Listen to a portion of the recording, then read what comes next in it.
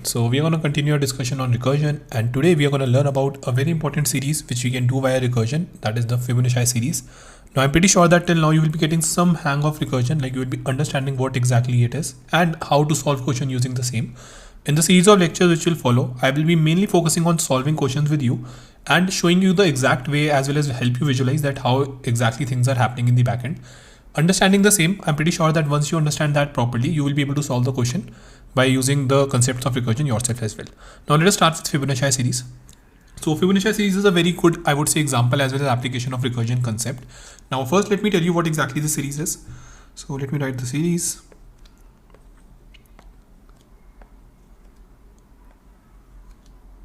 So this is your Fibonacci series. Now what exactly it is? Some like any particular position, right? At any particular position, the number is given by sum of last two numbers. So for example, for this 3, it is equal to 1 plus 2. 5 is equals to 2 plus 3. So in this manner, we are getting our number. A particular number can actually be provided by sum of its last two number. The question actually is given us in a way that we have asked that, okay, hey, tell me this particular number. So let's say if this is 0th number, this is first, second, third, fourth, fifth, sixth. So if let's say someone is asking me, hey, can you tell me which is the fourth Fibonacci number? Yes, you can tell, and you can give the answer as 5. In a similar way, you can tell 9th number, 10th number, and like in a similar way, any number which is required. Some people start this series from 0, but that won't have an effect. So you can start from either 0 or 1. I'm starting it from 1. Now, I hope this series is a lot clear, right? So the recurrence relation for this series is also, I would say, very easy to write. So let me write the same for you. Fibonacci of any given n is equals to, if you provide me with the last Fibonacci number and Fibonacci of second last number, right? So what effectively I'm saying is that, hey, you just get me the last number and the second last number. So this in a way becomes a recursive problem, right? So because I can present my solution as part of some smaller problem, and that is how we have learned about recursion. So now let us see how we are going to solve it. Now again, because we have, I would say, learned about PMI, we will be again using the same, but I want to just show you once an extended form of PMI. That will be a lot helpful, because as of now we have just seen cases or questions where we had a single dependency on single, I would say, recursive function, right? So here, if you will see, we have two of these functions. So I know that I can assume for this, but can I also assume for this? That's the question, right? So let us see the same, everyone. So PMI extended form, the first, I would say, step is the same. We have to prove for our base case, that is f of 0 or f of 1, right? So that thing is exactly the same. The change happens in the second part. In this, what this second part is saying, that assume, again, I have made sure that I am highlighting it specifically because you have to assume for f of I equal to true. Okay, so this time it's saying that you can assume for f of I, where your I can be from 0 to k. Okay, so earlier I was just asked to assume for f of k, but now it is saying that I can assume it true for everything starting from 0 to k. Okay, so okay, let us understand how we can do that. How can we assume the same thing? Okay, so that it basically means that we can assume for f of k true, f of k minus true, and everything, right? So let us understand that once, okay, so that it is clear to you. Now, if you if you see the first step, we know that f of 0 is true, right? Now, taking this as a base case or taking this as the first step, I can actually prove for f of 1. So for f of 1, what I will be doing is I can take k is equals to 0. Now I am assuming k is equals to 0. My base case is also f of 0. Using that, I can prove for f of 1. Yes or no? So again, I'm just applying PMI here. Using the base case as well as f of k is equals to 0, okay, where my k is now equal to 0, I can prove it true for f of 1 is true. Great. So now if I want to prove for f of 2, I have my base case. Which is f of 0. I have for k is equals to 1. I have my f of 1 is also equal to true, which I have already proven. I can then similarly prove f of 2 is equals to 0. F of 2 is true. That is something which I can use and prove for any function, just using the principle of PMI. Now going forward for f of 3, if I want, because I have proven all of them, because I have proven f of 1, 0, 1, 2, basically for all 0 to k, I can actually say and use any of these and prove that f of 3 is going to be true. Now, if I similarly go forward and see, let's say f of 4 was my final thing which I wanted to prove, right? Let's say I want to prove for f of 4. Now, it's on me, right? If I can use f of 0, f of 3, f of 1, like why should anyone have a problem? Because I have proven each and everything below my f of 4 as true. So what does that transform is to is that, let's say if you want to prove for f of 50, right? If let's say n is equals to 50, then you can actually assume for all from f of 0 to f of 49, you can assume that each and everything is true there. What's the overall, I would say, outcome of this particular thing is that as of now, I was just assuming that my last, okay, so let's say my f of n minus 1 I can assume to be true. But this extended form have actually made my framework a lot more stronger, and I've also proven to you that, okay, how exactly can I do that?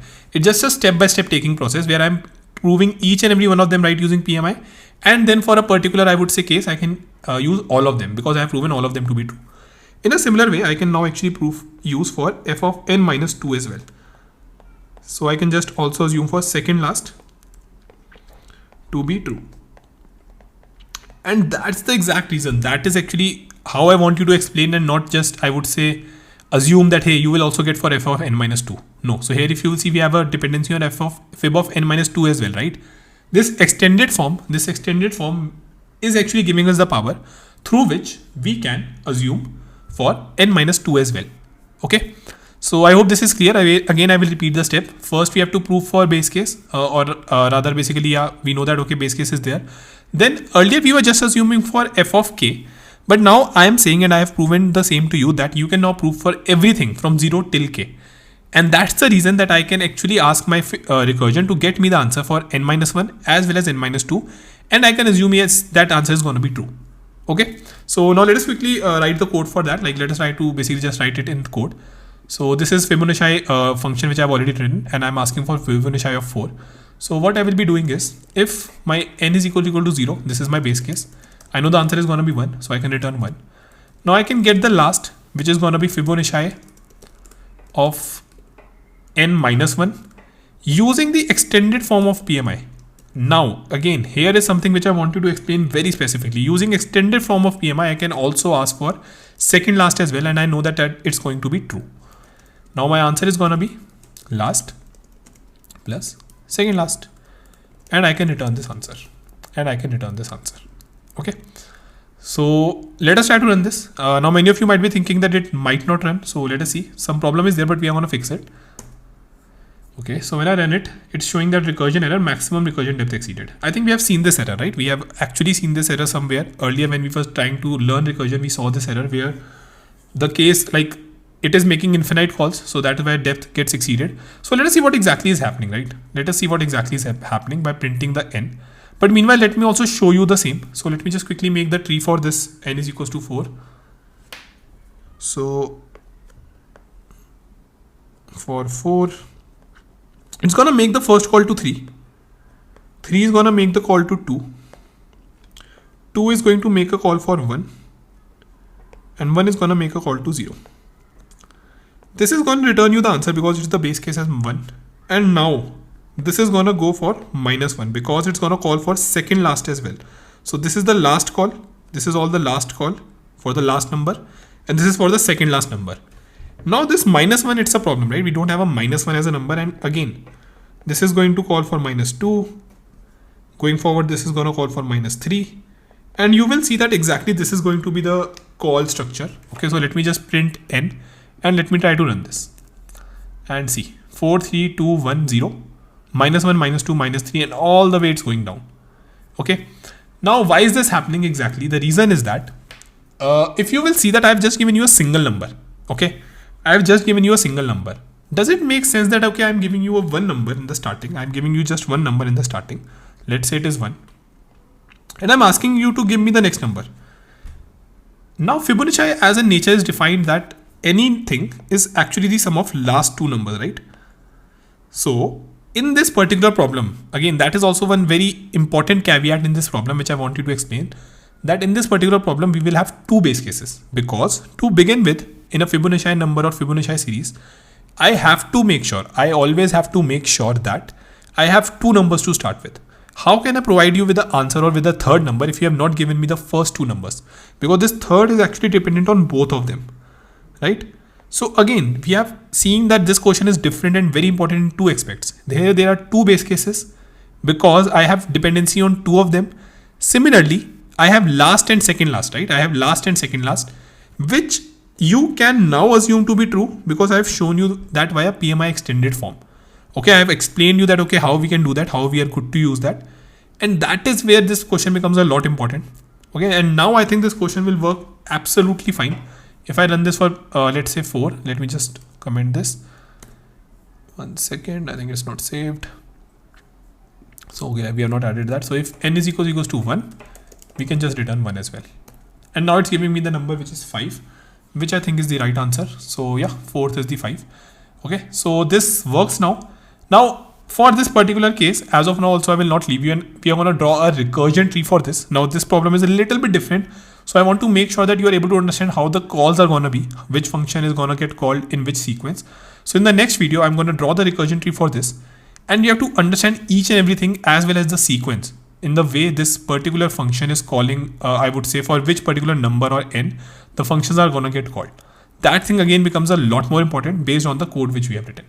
Okay, so great everyone. I hope that was clear. Please make sure that you try to just draw this tree once yourself as well for this particular problem 4.